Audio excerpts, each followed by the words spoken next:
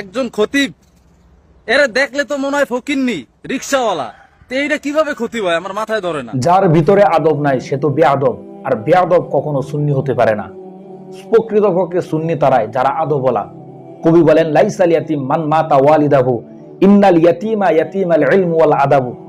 সে তো প্রকৃতপক্ষে এতিম নয় যে মাকে হারালো, বাবাকে হারালো। আসলে প্রকৃত এতিম তো সে ব্যক্তি যে আদব শিক্ষা থেকে বঞ্চিত রইল।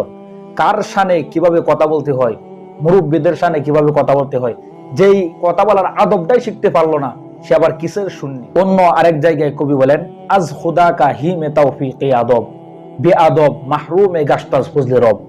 বেআদব আল্লাহ তাআলার ফজল করম দয়া থেকে সে বঞ্চিত থাকে। শয়তানও তো তার চাইতে ভালো। শয়তানও আল্লাহ তাআলার সামনে এরকম ভাবে খারাপ ভাবে ব্যবহার করে নাই। এ শয়তানের চাইতেও নেই। জাতীয় মসজিদের খতিবকে অপমান করা মানে গোটা বাংলাদেশের মানুষকে অপমান করা।